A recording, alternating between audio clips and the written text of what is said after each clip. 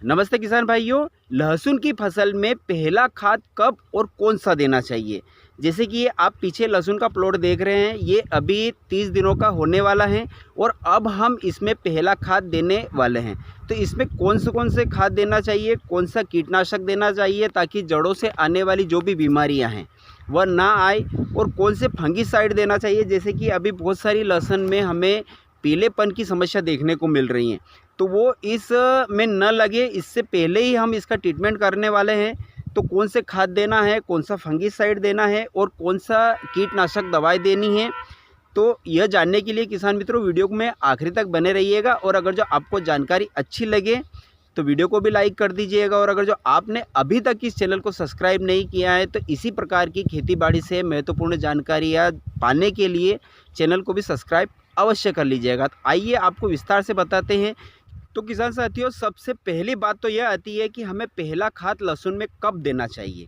तो किसान साथियों, जब हमारी लहसुन की फसल यानी कि 25 से 30 दिनों की हो जाती है, जब उसके अंदर हम खरपतवार नाशक दवाई का स्प्रे कर देते हैं या फिर निंदाई गुड़ाई कर देते हैं। निंदाई गुड़ाई करने के बाद में हमें पहला खाद देना है, ज़्यादा लेट नहीं होना है। क्योंकि किसान भाइयों, बहुत सारे किसान भाई क्या करते हैं कि 2 महीने की लहसुन हो जाती है तब जाके हम पहला खाद देते हैं।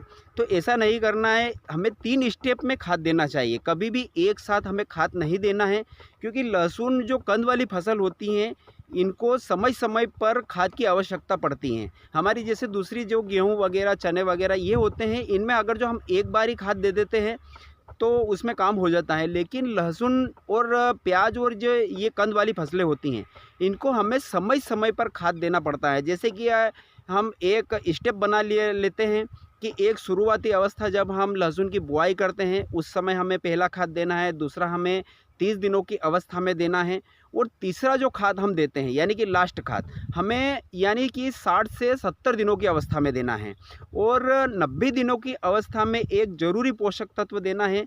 तो वह कौन सा देना है किसान भाइयों, मैंने इसके ऊपर भी पहले भी वीडियो बना रखे हैं, और आगे भी अगर जो आपने लहसुन की बुआई की है तो चैनल को सब्सक्राइब कर लीजिए। मैं समय समय पर स्टेप बाय स्टेप लहसुन में कौन सा खाद देना है, कौन सा स्प्रे करना है, इसके बारे में वीडियो बनाकर डालता रहता हूं।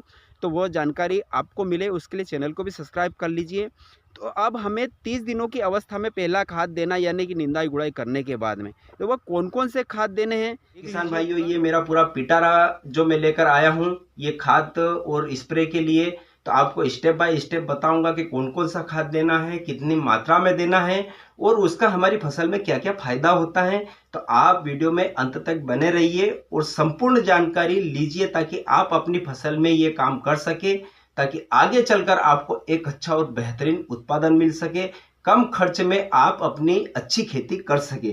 और जिस तरह आप मुझे प्यार दे रहे हैं, आपका सहयोग मिल रहा है, उसके लिए आपको कोटि कोटि धन्यवाद किसान साथियों। और इसी तरह अपना प्यार बनाए रखिए ताकि समय समय पर मैं आपको खेतीबाड़ी से जुड़ी हुई जानकारियां देता रहूं। तो सबसे पहले हमें लेना है एक बोरी 12-32-16 यानी कि इफ्को की 12-32-16, जिसके अंदर NPK होता है, नाइट्रोजन, फास्फोरस और पोटास, तीनों मात्रा में पर्याप्त मात्रा में हो जाता है।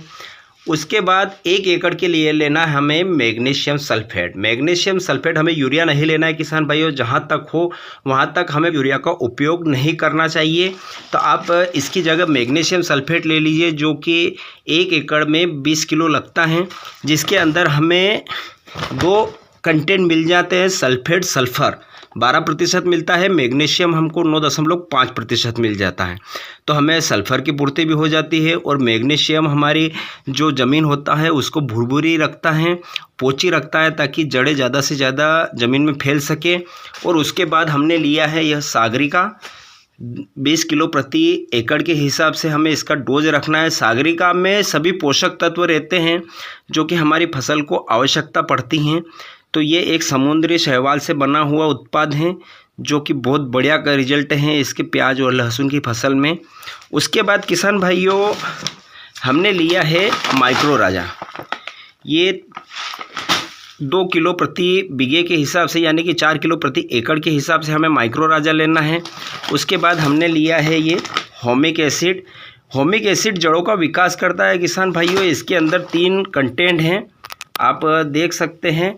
होमिक एसिड है आपको 80% मिल जाएगा, फोलिक एसिड 6% मिल जाएगा, उसके साथ में पोटेशियम मिल जाएगा आपको 12% और अन्य पोषक तत्व है इसके अंदर 2-3 और, ताकि ये हमारे पौधे में जड़ों का विकास करेंगे, पत्ते को सुरक्षित रखेंगे, पत्तों में ग्रीनेस लाएंगे। उसके साथ साथ दोस्तों हमने एक और बेहतरीन चीज़ ली है जो मैं आपको बताऊंगा, जिसके अंदर सल्फ़र भी मिल जाएगा आपको, जिंक भी मिल जाएगा और फिप्रोनिल। अब सल्फ़र हमें जैसे कि मैग्नीशियम सल्फेट में भी मिल गया, उसके बाद में हमें सल्फ़र इसके अंदर भी मिल गया। तो ये एक बहुत बड़ा जो सल्फ़र मिल्स का आता है, बहुत ही बढ़िया चीज़ है ये। तो सल्फ़र इसमें हमको मिलता है, जिंक मिलता है और फिप्रोनिल मिलता है। तो अब ये कितनी मात्रा में मिलता है, तो किसान भाइयों फिप्रोनिल मिलता है अपने को 0.6%, जो कि हमारे ज़मीन में जो कीड़े होंगे उन कीड़ों को ख़त्म करेगा। तो जो कि रस चूसक कीट होते हैं, जो कि जड़ों को और उसके जो कंद होते हैं उसको चूसने का काम करते हैं, तो ये फिप्रोनिल हमारे ज़मीन के सभी कीड़ों को ख़त्म कर देगा। उसके बाद सल्फ़र मिलेगा इसमें 70% अपने को WW, तो ये हमारे सल्फ़र की पूर्ति कर देगा। इसके साथ हमें मिलेगा जिंक, 13% जिंक मिलेगा इसके अंदर। तो ये तीनों एक ही चीज़ में अपने को मिल जाते हैं। तो ये कंटेंट आपको किसी और कंपनी का भी ले सकते हो, आप बहुत सारी कंपनी बना रही है, सिजेंटा का भी बना रही है, बायर का भी आ रहा है, तो आप किसी भी कंपनी का ले सकते हो। उसके साथ में इन सब के साथ में हम मिलाएंगे 0.5234 ज़मीन से, जड़ से 2 किलो प्रति एकड़ के हिसाब से, और इसका भी डोज लगता है किसान भाइयों 3 किलो प्रति एकड़ के हिसाब से इसका हमें डोज लगता है। उसके बाद ये जो रहेगा 0.34 किसान भाइयों, ये जड़ों को मजबूत करेगा। उसके बाद जो तना रहता है हमारा, तने को मोटा करेगा, और इसमें यूँ समझ लो कि पोटास भी है, NPK है ये पूरा। तो 34% पोटास मिल जाता है, 52% फास्फोरस मिल जाता है। तो ये लेना है हमें 2 किलो प्रति एकड़ के हिसाब से ये। और इसके साथ में हम मिलाएंगे किसान भाइयों फंगीसाइड के लिए थायोफिनाइड मिथाइल 70% WG। ये हमें 1 किलो प्रति एकड़ के हिसाब से लेना है, ताकि हमारी ज़मीन में अगर जो फंगस की समस्या हो तो फंगस की समस्या आसानी से दूर हो जाएगी। तो ये इसके साथ में ज़मीन से चला जाएगा, ताकि बेहतरीन रिजल्ट हैं इसके किसान साथियों। तो ये हो गया अपना काम पूरा नीचे ज़मीन से। अब हम स्प्रे में लेंगे किसान भाइयों, आपको लेना है जो कि अडामा का कस्टूडियो आता है, वह लेना है हमें। इसके अंदर हमको मैंने दूसरी कंपनी का लिया है, क्योंकि किसान भाइयों टेक्निकल चाहिए हमको, और ये भी बहुत बढ़िया कंपनी है, सल्फ़र मिल्स का है, जिसके अंदर अजोक्सिस्ट्रोबिन होता है 11%, अजोक्सिस्ट्रोबिन होता है 11%, उसके साथ में टेबुकोनाजोल होता है 18.30%, SC फॉर्म में आता है।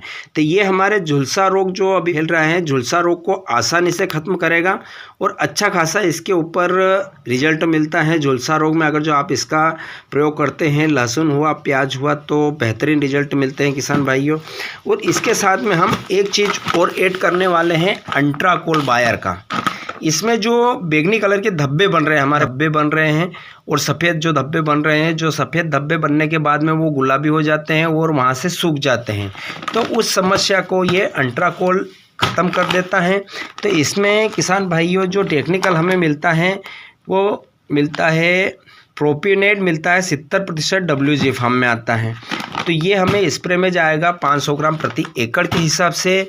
और इसके साथ में हम थ्रिप्स के लिए लेंगे किसान भाइयों ऑर्गेनिक तत्व लेने वाले हैं, जो कि नीम ऑयल। नीम ऑयल भी आप इसके साथ में ऐड कर सकते हो। ये है 1000 mm का नीम ऑयल, तो ये भी ले सकते हो। और अगर आपको नीम ऑयल नहीं मिलता है तो आप इसके साथ में सिजेंटा की जो अलीका आती हैं उसको भी ले सकते हो, जिसके अंदर लेमड़ा साइलोथिन प्लस थायोमेथाक्साम रहता है, जो कि संपूर्ण प्रकार की थ्रिप्स और मच्छर को कंट्रोल कर लेता है। तो इसके साथ में हमें एक लेना है और किसान भाइयों एंटीबायोटिक। एंटीबायोटिक क्या होता है कि हम इतनी प्रकार की दवाइयाँ मिलाते हैं तो इनका आपस में कुछ रिएक्शन होता है, तो वह रिएक्शन को ख़त्म कर देता है। और हमारी फसल में अगर जो कुछ वायरस की शिकायत होती है तो उसको भी आसानी से कंट्रोल कर लेता है। तो हमें वेलिडामाइसिन जो एंटीबायोटिक आती है उसको लेना है, और इन सब को मिलाकर स्प्रे कर देना है किसान भाइयों। तो आपको एक बेहतरीन रिजल्ट मिलेंगे, जो कि आपकी फसल में झुलसा रोग फैलता है उसको आसानी से कंट्रोल कर लेगा, थ्रिप्स को भी कंट्रोल कर लेगा। तो किसान भाइयों, ये हो गया अपना काम ज़मीन से और ऊपर स्प्रे में।